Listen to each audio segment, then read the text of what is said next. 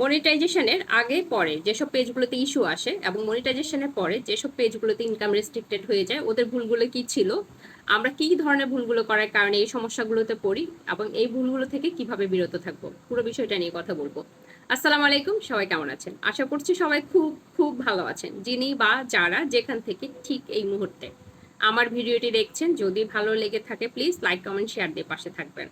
যেটা বলছিলাম, আমাদের পেজে মনিটাইজেশনটা অন হওয়া বড় কথা না, মনিটাইজেশন পাওয়াটা বড় কথা না, কিন্তু ইনকাম বন্ধ হয়ে যায় হুটহাট।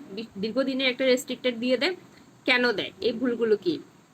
ভুলগুলি কেউ কখনো আপনাকে হাতে ধরে মানে ভেঙে ভেঙে বুঝিয়ে দিয়েছিল কিনা, বোঝানোর পর আপনি কেন একে ভুল করছেন সেটা নিয়ে কথা বলবো। প্রথমত হচ্ছে, আপনার পেজে ইনকাম রেস্ট্রিক্টেড হওয়ার কোনো কারণ নাই যদি আপনার অরিজিনাল কন্টেন্ট হয়, আপনার নিজের ভয়েসে হয়, অথবা ভয়েস ছাড়া হয়। আপনার পেজে ইস্যু আসার কারণটা তখনই হবে যখন আপনি কোনো ধরনের মিউজিক ব্যবহার করবেন, কোনো ধরনের ডাউনলোড করা কিছু ব্যবহার করবেন, অন্য ভিডিও অংশ ব্যবহার করবেন। তখন আপনি টিউন ছাড়া ভিডিও আপলোড করেন, কোনো সমস্যা নাই, কিন্তু মিউজিক ব্যবহার করবেন না। ওয়াজ, মিউজিক, অথবা আপনি ভিডিও করছেন আপনার অজান্তেই, আপনার বাসায় টিভি চলছে অথবা মোবাইলে কোনো বাচ্চা কোনো গেম দেখছে, কিছু করছে, আর মানে ওরা ডিভাইসের মাধ্যমে কিছু করছে, ওই সাউন্ডগুলো কিন্তু আপনার পেজে কপিরাইটের কারণ হতে পারে। আর সবচেয়ে বেশি কপিরাইট এখন এই মুহূর্তে যেটা আসছে, যারা বিভিন্ন পলিটিক্যাল ইস্যু হোক, যে কোনো ধরনের ইস্যু হোক, মানবাধিকার সংক্রান্ত কিছু হোক, ওগুলোতে যে যারা কমেন্টস করছেন এবং যারা ওই ভিডিওগুলো শেয়ার করছেন, ওনাদের কিন্তু ইনকাম রেস্ট্রিক্টেড হচ্ছে, ওনাদের ইস্যু আসছে। আমি আমার সামনে এরকম বেশ কিছু পেজ আসলো, সেই জন্য আমি ভাবলাম আমার যারা অডিয়েন্স আছে, আমার মতো ক্ষুদ্র মানুষকে যারা ফলো করেন, আমার থেকে যারা কিছু শেখার চেষ্টা করেন, ওনাদের সাথে ব্যাপারটা একটু ক্লিয়ার করি, ওনারা যারা এই ভুলগুলো করেন যেন আর না করে থাকেন।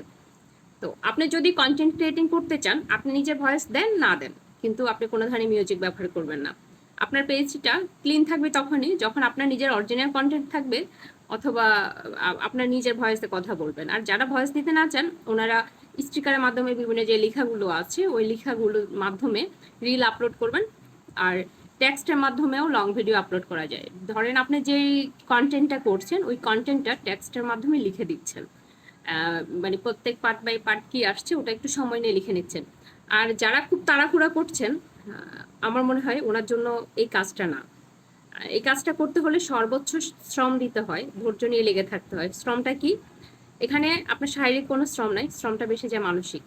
আপনার সর্বোচ্চ ধৈর্য নিয়ে ভিডিওটা এডিট করতে হয়, ভিডিওটাতে ভয়েস দিতে হয়, নয়েজ রিডিউস করতে হয়, প্রপারলি আপলোড করতে হয়। তারপর আপনার ভিডিওটা পারফেক্টলি তৈরি হয় অন্যদের কাছে প্রেজেন্ট করার জন্য। মানুষজন ভিডিও কেন দেখবে ওই বিষয়টা আপনি নিজেকে নিজে প্রশ্ন করবেন। আমার ভিডিওতে কি এমন আছে মানুষ কেন দেখবে? হয় সাজানো গোছানো হতে হবে, না হয় মজার হতে হবে, আনন্দদায়ক হতে হবে। ধন্যবাদ সবাইকে, ভালো থাকবেন।